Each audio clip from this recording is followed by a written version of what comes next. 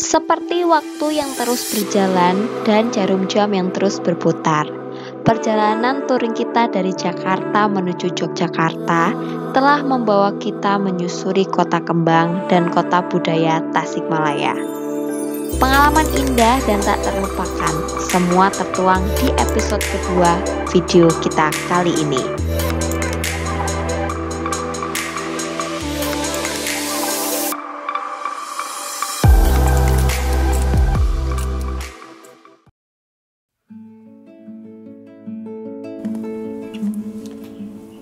Yo guys, jadi kita sekarang lagi beres-beres. Kita mau lanjut perjalanan menuju Jogja, yo. Nah ini sekarang kita masih di Bandung. Kita mau out. Kita turun guys. Check out.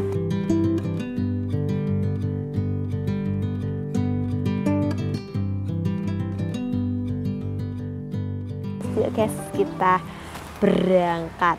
Nah nanti jadi kurang lebih perjalanannya kita ke Gedung Sate itu sekitar 15 menit ya dari Pasar Hotel Asoka ini. Oke, yuk guys lanjut.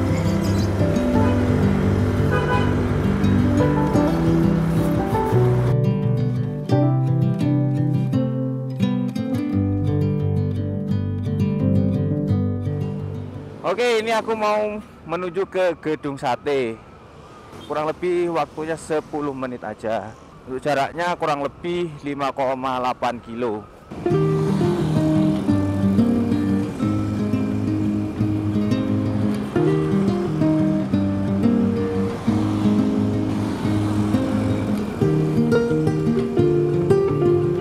Setelah ke Gedung Sate, kita nanti mau mampir ke Masjid Al-Jaber karena itu rutenya searah, jadi sekalian kita mampir. Ini kita jalannya pelan-pelan aja karena bawaan kita juga banyak, jadi demi keselamatan kita cari aman aja.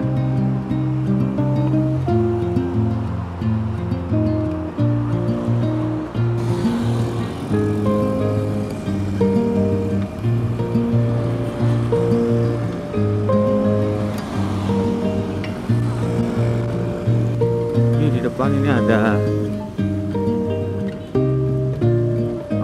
kita belok kanan aja. Kita belok kanan ke arah Gedung Sate.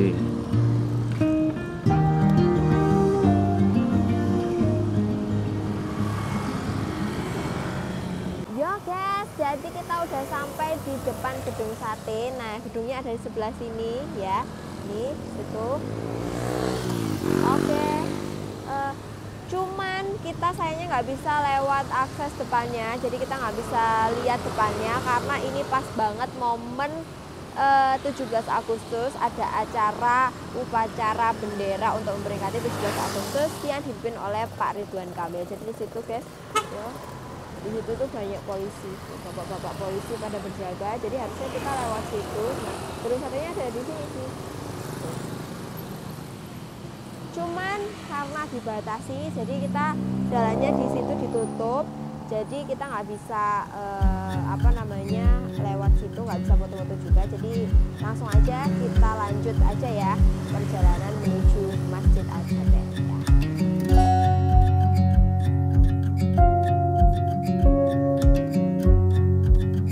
Jalanan dari Gedung Sate, tepatnya di Jalan Diponegoro 22 Citarum, Bandung, menuju Masjid Al-Jaber kurang lebih menghabiskan waktu sekitar 34 menit dengan jarak sekitar 16 km. Lokasi Masjid Al-Jaber sendiri ada di Jalan Cimirincang 14 Cimenerang, Kecamatan Gede Bage, Kota Bandung.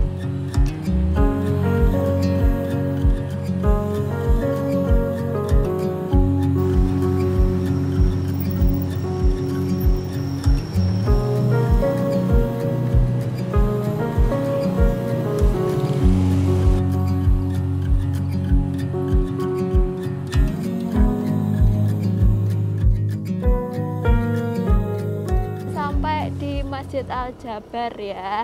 Nah ini tadi aku itu jalan lewat jalur timur, karena untuk menuju lokasi ini itu sebenarnya ada 2 jalur guys ya, ada barat dan juga timur. Nah kalau aku tadi yang timur sih disaranin di petanya. Masjid Al-Jabar ini dikenal sebagai masjid terapung yang dibangun di atas lahan seluas 25 hektar dengan luas bangunan sekitar 99 kali 99 meter. Masjid ini memiliki kapasitas sekitar 30.000 orang dengan rincian 10.000 orang di area dalam dan 20.000 orang di area plaza. Oke guys, jadi ini aku persis banget di belakangnya Masjid Al-Jabar ya. Nah jadi guys, masjid ini itu adalah masjid yang terhitung baru ya, karena baru diresmikan juga pada awal tahun 2023 oleh Bapak Gubernurnya, Pak Ridwan Kamil ya. Dan konon masjid ini itu juga didesain sendiri guys sama Pak Ridwan Kamil yo. Jadi kita bisa melihat ya desain masjidnya yang kekinian kayak gini guys. Nah kalau misalnya kita lihat ya, masjid ini sama masjid-masjid lain tuh agak berbeda gitu ya guys. Kalau masjid lain tuh kan kubahnya cuma ada di atas. Nah kalau ini adalah masjidnya itu full dengan kubah ya.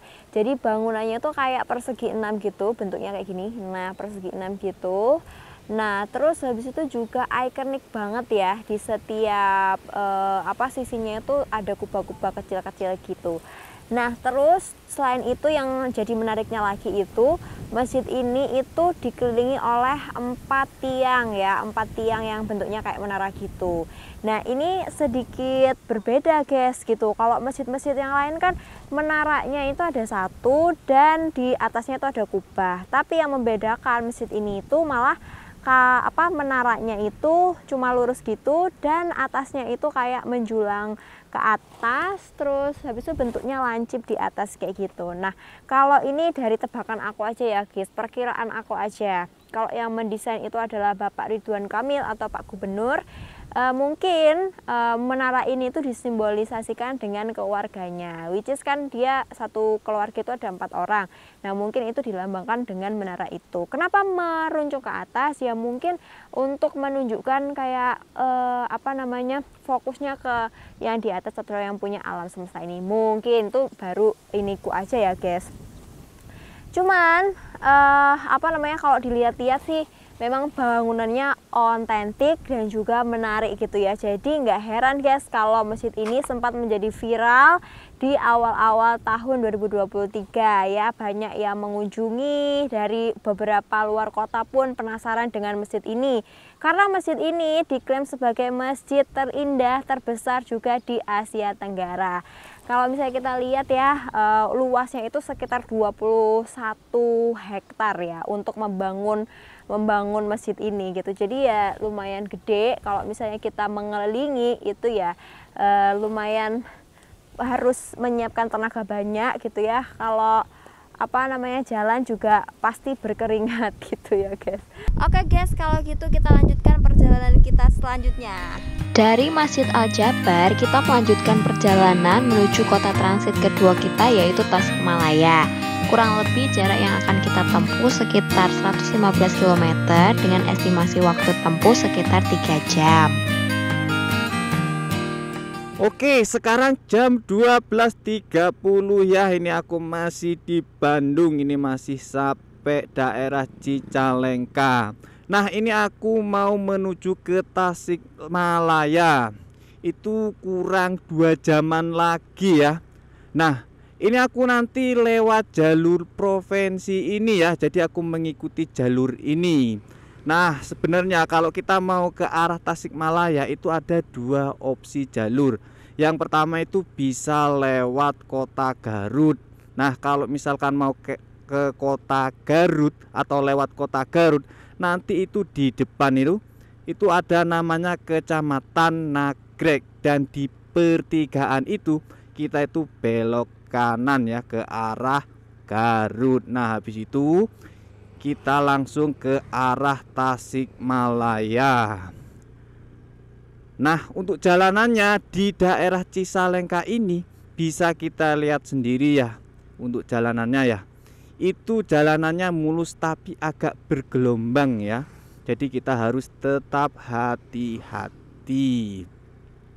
Seperti itu. Nah, ini aku mau cari masjid dulu ya.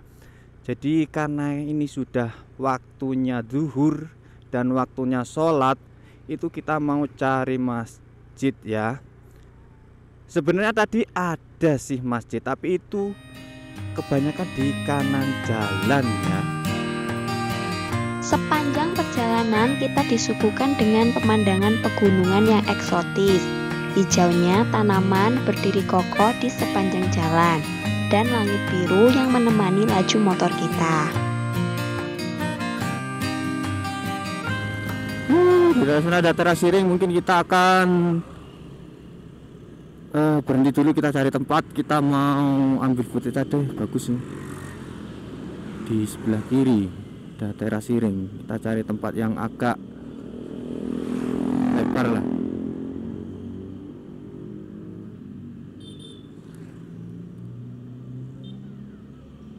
Di mana ya? Oh, mungkin di sini, masuk sini. Iya. Kita putar balik dulu. Nah, di situ ada gang. Oh, kok susah. Kita belok kiri aja ke situ. Nah, di sini. Kita belok kiri.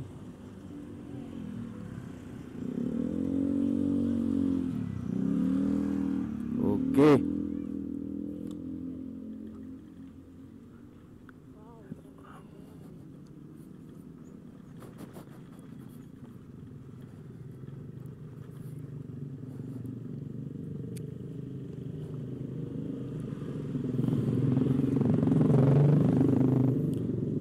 Dan ini dia teras siringnya. Kita berhenti di sini aja kita. Kita ambil footage dulu. Yo guys, jadi ini aku lagi turun sebentar ya. Ini perjalanan aku tadi dari Bandung, udah sekitar 1 jam menuju Tasikmalaya. Jadi which is ini kurang 2 jam lagi, masih lama guys nyampe nya, karena kita tadi juga sempat berhenti juga. Nah, ini kita sudah masuk daerah Nagrek. Ini sih kalau dilihat di peta itu masih masuk bagian dari wilayah Bandung ya guys ya. Tapi yang Bandung yang sudah mau masuk perbatasan dengan Garut. Jadi ini aku berhenti sebentar guys, karena aku ngeliat di sini itu ada pemandangan yang eksotik bagus gitu. Jadi pemandangannya itu adalah teras siring sawah. Aku tunjukin kalian ya. Nah, ini mungkin agak sedikit backlight ya, tapi ini guys pemandangannya. Ini adalah teras siring sawah gitu. Teras siringnya bagus sih guys, kayak terarah gitu loh, kayak mirip-mirip sama Ubud Bali tuh ya. Ini jadi teras siringnya naik-naik gitu, dan ditanami tanaman padi ya. Meskipun teras siringnya nggak setinggi teras siring yang di Ubud, tapi ini sekilas ini mirip loh guys sama Ubud Bali guys. Nah, terus di sini juga ini kayaknya juga orang Bali juga nih yang punya rumah ya. Jadi ini kayak ada bangunan-bangunan nuansa Balinya gitu. Asik juga kok punya rumah kayak gini ya. Kayaknya terus tuh ada benderanya, itu bendera kayak bendera khas orang Bali-Bali gitu. Terus tuh ada bendera merah putih juga. Oke, ini seru banget sih. Tapi kalau misalnya kita lihat di sana ya, itu banyakan yang coklat-coklat kosong, nggak terisi hijau gitu, karena ini mungkin sistem tanamnya beda-beda, jadi tanamannya juga beda-beda gitu. Oke. Pokoknya di sini tuh enak banget, apalagi sebenarnya kalau pagi-pagi itu pasti enak ya. Kalau ini kan udah sekitar jam 3-an aku di sini, jadi kayak sinar mataharinya tuh pas banget di atas kepala gitu ya. Pas banget di atas kepala, jadi agak jeder gitu, jangan bikin kayak silau gitu ya guys. Ya wes guys, kalau gitu aku juga pengen nunjukin ke kalian pemandangan di sini ya, dari atas langit pastinya. Oke, 3, 2, 1.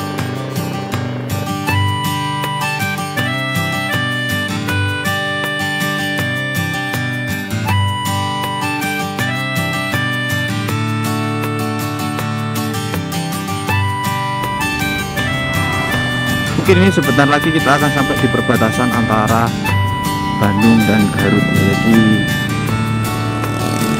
tidak jauh lagi.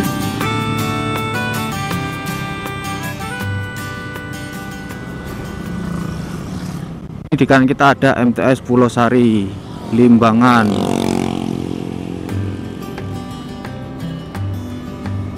Ini kita sampai Pulau Sari sekarang ya.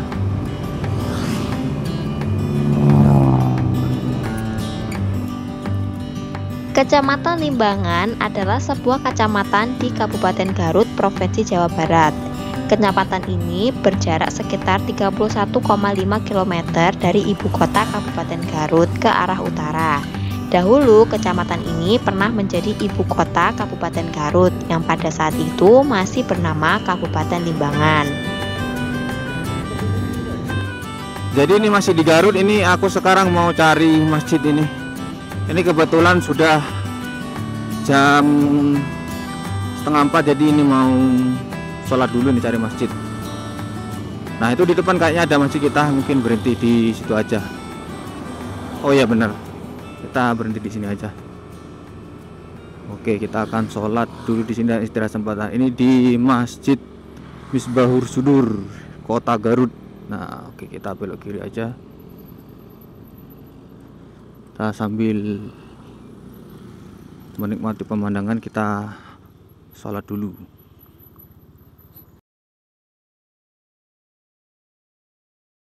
Oke guys, aku habis selesai sholat. Terus yuk kita lanjutkan perjalanan kita menuju Tasikmalaya. Kalau di map itu masih kurang sekitar 1,5 jam lagi guys ya. Jadi kalau sekarang jam 4:30, kira-kira aku nyampe sana ya berarti 6:30 lah ya, kalau nggak molor ya. Oke guys, yuk kita nikmati perjalanannya ya, karena ini bagus banget ini.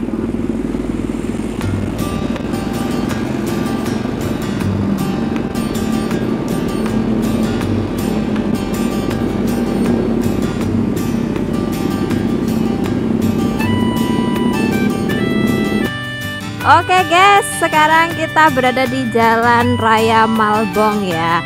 Nah, kalau misalnya ini nanti kita lanjut aja guys, lurus, terus di depan itu ada pertigaan ya guys. Nah, nanti kalau kita ke tujuannya ke Tasikmalaya, itu kita belok kanan. Nah, sedangkan yang belok kiri itu tujuannya ke Sumedang guys ya. Jadi ini kita lanjut, terus ini kita, nah ini ada petunjuk arah guys. Kalau arah ke kiri itu ke Sumedang. Nah ini kita belok kanan. Oke, lanjut aja kita belok kanan ya. Nah di depan itu kayaknya sudah perbatasan ya guys antara Garut dan juga Tasikmalaya. Tadi dari jalan yang tadi yang kita belok di pertigaan tadi itu kurang lebih sekitar 2 km. Terus kita ketemu sama ini guys, perbatasan. Selamat datang di Kabupaten Tasikmalaya ya. Jadi ini adalah perbatasannya, titik 0 Garut itu di sini. Lah. Oke, kita berhenti dulu ya. Bentar. Karena langit sudah menggelap dan cahaya mulai redup, sampai di sini akhir dari vlog di episode 2 kali ini. Sampai ketemu di Jogja guys.